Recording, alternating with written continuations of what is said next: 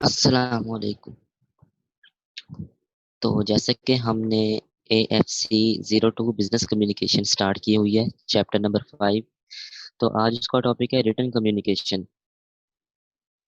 Written communication उससे पहले हमने पढ़ी है नॉन वर्बल कम्युनिकेशन। तो रिटन कम्युनिकेशन होता है लिख कर देना कोई भी चीज़, लेटर फॉर्म में, मेमो फॉर्म में या मैन्युस्क्रिप्ट फॉर्म में। तो स्टार्ट करते हैं। Objective of written business messages. Business messages involves the flow of information. As with spoken and visual communication, written communication also involves the sender communication a specific message to the receiver. There are numerous reasons why work colleagues communicate. बहुत सी वजूहात हैं कि organisation में काम करने वाले colleagues काम के दौरान बात क्यों करते हैं। या तो कोई इंजॉयमेंट होती है, मतलब किसी भी चीज़ से वो लुत्फ़अंदोज़ हुए और उन्होंने बातें करना शुरू कर दी। To ascertain if ideas are understood and valued, या तो उन्हें आइडियाज़ समझ आ गई है या उन्होंने अपनी वैल्यूज़ को जाँच लिया है, ये समझ लिया है, जो वो तलाश करना चाह रहे थे, वो उन्होंने तलाश कर लिया है। नेक्स्ट है to share and obtain information. किसी को इन्फॉर्मेशन शेयर करनी है या इन्फॉर्मेशन हासिल करनी है तो इस सिलसिले में बात हो जाती है। तो टू डिमॉन्स्ट्रेट कॉम्पिटेंस, कॉम्पिटेंट चल रहा है आजकल, तो उस सिलसिले में बात हो जाती है to show respect and build rapport. Respect show करने के लिए आपने कोई भी रिपोर्ट तैयार करनी है, उसके लिए कोलीग्स बात करते हैं। नेक्स्ट है typical forms of business communication include. तो ये सब आ जाती हैं बिजनेस कम्युनिकेशन में: meeting, telephone call, video conference and letter, memo और report. The reason for using written communication लिखने की वजह क्या है?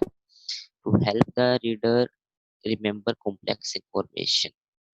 कॉम्प्लेक्स इंफॉर्मेशन होती है, टफ इंफॉर्मेशन, बहुत ज़्यादा पेचीदा इंफॉर्मेशन जो आसानी से समझ ना आ सके, उसके अबाउट रीडर को याद करवाने के लिए ये लिखी जाती है रिटन कम्युनिकेशन। तो communicate with a busy person at their convenience. जब एक शख्स बहुत ज़्यादा बिजी है तो अगर वो जब भी वो सुकून में आता है, जब वो आराम से बैठा है, तो उसको फिर रिटन कम्युनिकेशन लिखी जाती है कि अब आप आसानी से पढ़ सकते हैं।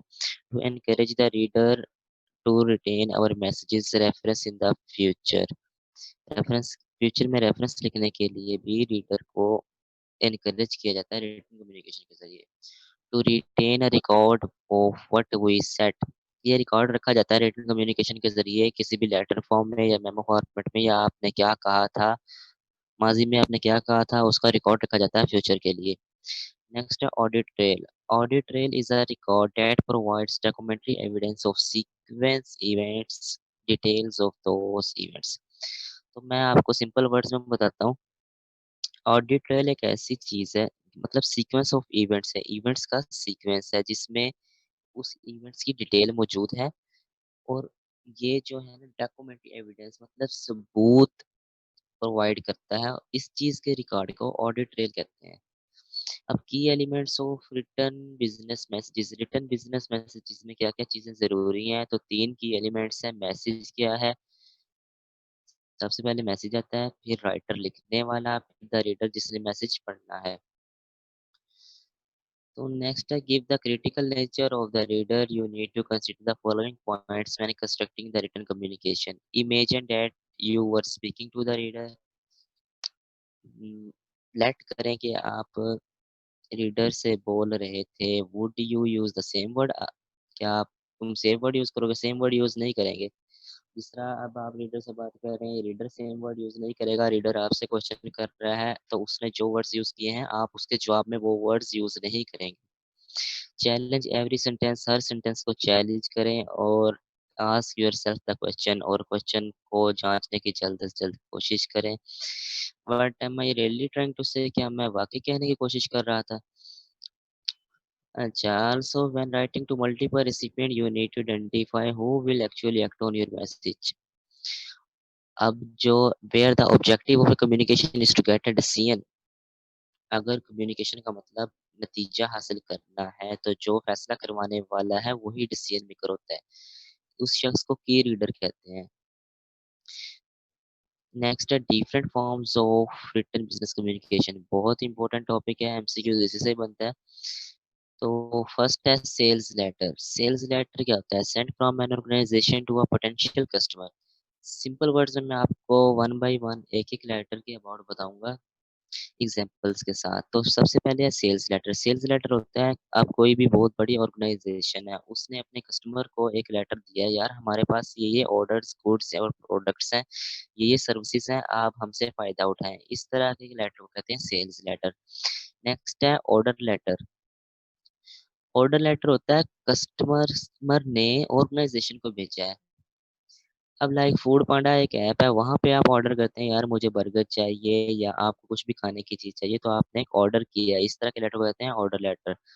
नेक्स्ट है कंप्लेंट लेटर। आपने कोई प्रोडक्ट खरीदी है, तो वो उसमें कोई फॉल्ट है या वो अच्छी नहीं निकली, सही तरह से काम नहीं करी, तो आप कंपनी को एक कंप्लेंट लेटर लिखते हैं कि यार ये चीज सही नहीं निकली। इस तरह के लेटर को कहते हैं कंप्लेंट लेटर। नेक्स्ट है adjustment letter.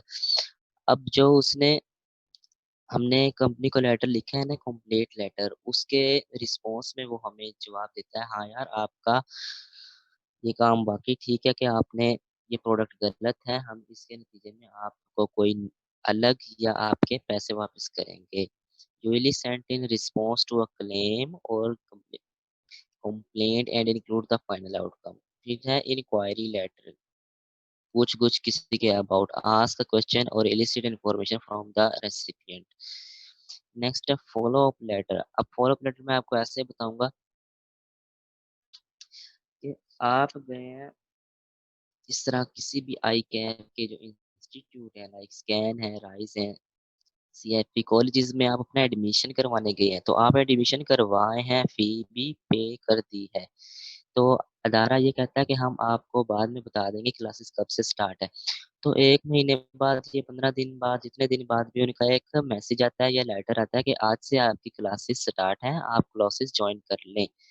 Follow up letter होता है याद दहानी कराना, कि उन्होंने आपको याद करवाया कि आपकी क्लास स्टार्ट है, आप आके क्लास ले लें। तो नेक्स्ट है letter of recommendation. Letter of recommendation होता है रेफरेंस लेटर। अब लाइक पीएमए में जॉब्स आती हैं, तो कुछ लोगों के फादर या अंकल आर्मी में होते हैं, तो उनका रेफरेंस दिया जाता है, जिसको सिफारिशी लेटर कहते हैं। इस तरह के लेटर को कहते हैं लेटर ऑफ रिकमेंडेशन। नेक्स्ट है एक्नॉलेजमेंट लेटर्स।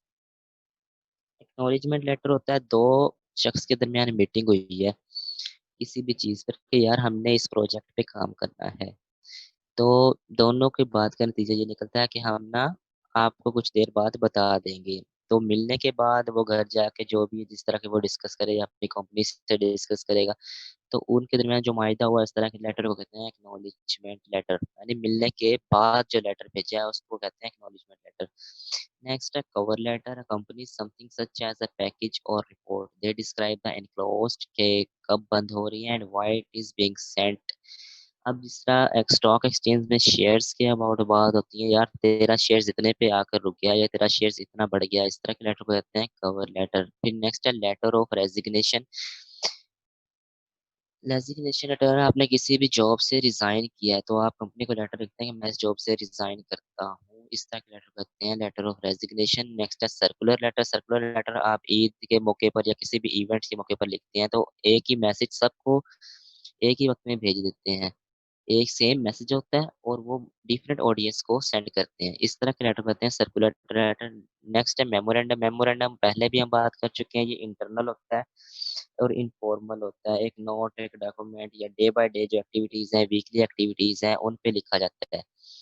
नेक्स्ट होता है एजेंडा। एजेंडा होता है नुक्ता, अहम नुक्ता, मेन पॉइंट क्या है, a list of items of business to be consider and discuss at a meeting. एक मीटिंग के दौरान जिन जिन नकात पर बात हुई है उसको कहते हैं एजेंडा। फिर होता है मिन्यूट्स। मिन्यूट्स होती है कार्रवाई, a summarised record of the proceedings of a meeting. Meeting के दौरान कोई भी रिकॉर्ड रखा गया है, उसकी कार्रवाई की जाती है कि मजीद जांच पड़ताल करें और इसके अबाउट सारी इंफॉर्मेशन हासिल करें। नेक्स्ट है रिपोर्ट।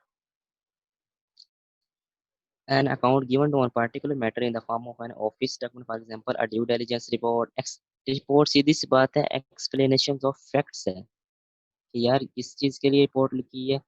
इसमें date analyse target of a company और बिजनेस प्लान, ये बिजनेस प्लान के बाद क्या रिपोर्ट तैयार की गई है।